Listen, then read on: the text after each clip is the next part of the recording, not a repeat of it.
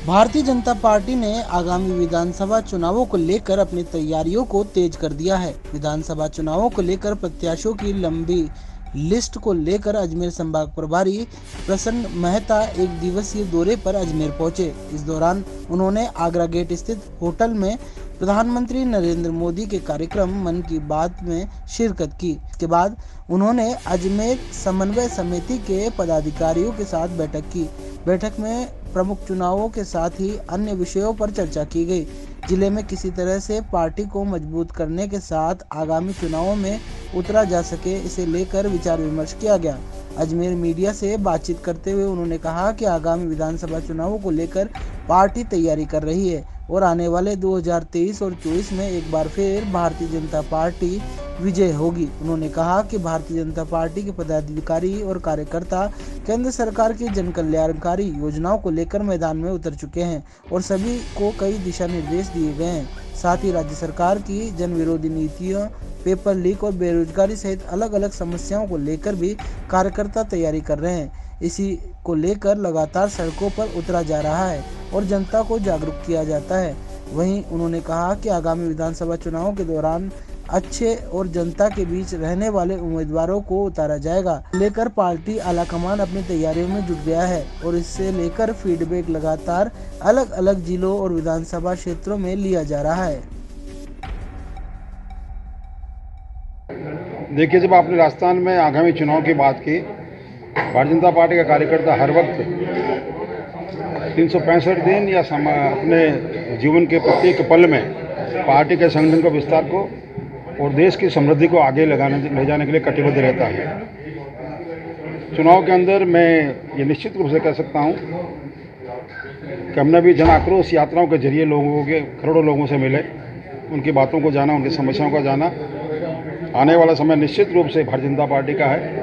Bharatiya Janata party 2023-2024 में प्रचंड बहुमत के साथ राजस्थान का शासन संभालेगी और केंद्र के अंदर पुनः शासनारूढ़ होगी और माननीय यशस्वी प्रधानमंत्री मोदी जी के नेतृत्व के अंदर देश की पताका को पूरे विश्व के अंदर पुनः और जोर शोर से ले जाने के लिए कामयाब हो। आपने जो बजट की बात की, कांग्रेस ने कई लाभ दिए।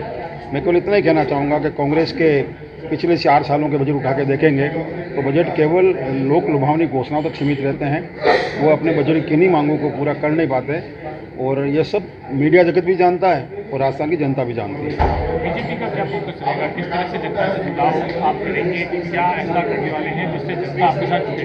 देखिए, भारतीय जनता पार्टी यशस्वी प्रधानमंत्री के नेतृत्व में दीनदयाल जी का एक सोच था, समाज के अंतिम छोर पर बैठे व्यक्ति को प्रथम पंक्ति में लाना, समाज की सारी सुविधाएं उस तक पहुंचे। हम लोग उस दिशा की ओर काम कर रहे हैं।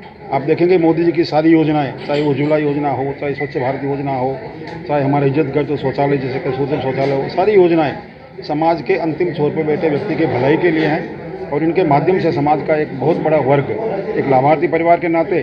और राजस्थान की जब आप बात करते हैं, राजस्थान के अंदर महिलाओं के बारे में आप कहेंगे, यद्यपि मेरा ये जो कह रहा हूँ सम्मान की बात नहीं है, राजस्थान महिला दुराचार के मामले में पूरे देश के अंदर बदनाम है और राजस्थान की महिला शक्ति भी और राजस्थान का प्रत्येक वर्ग इस सरकार को हटाने के लिए कटिबद्ध है।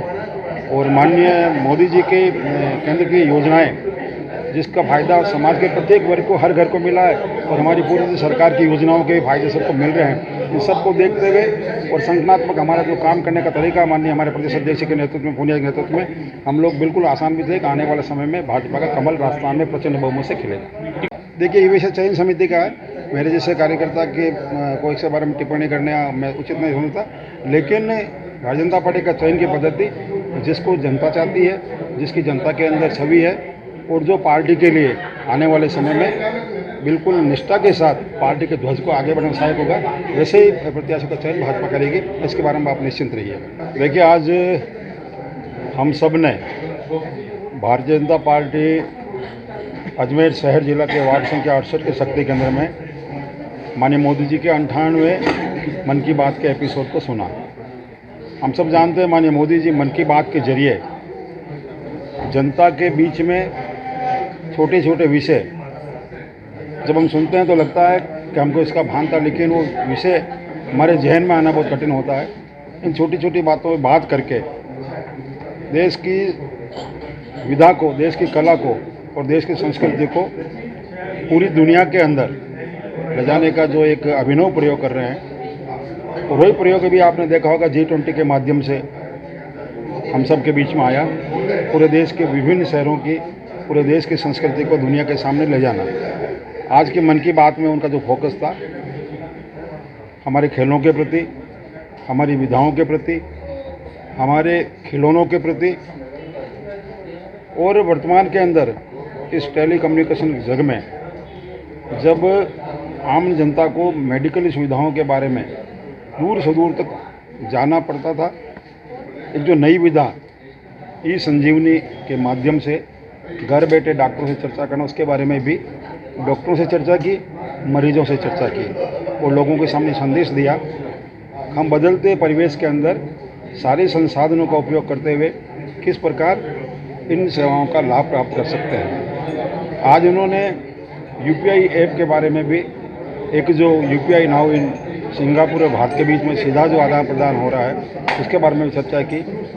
कुल मिला के कह सकता हूँ कि समाज की शक्ति इन सब विधाओं के जरिए लोगों के बीच में लाने का जो अभिनव प्रयास कर रहे हैं, हम सब उसके लिए उनका बहुत बहुत साधुवाद करते हैं।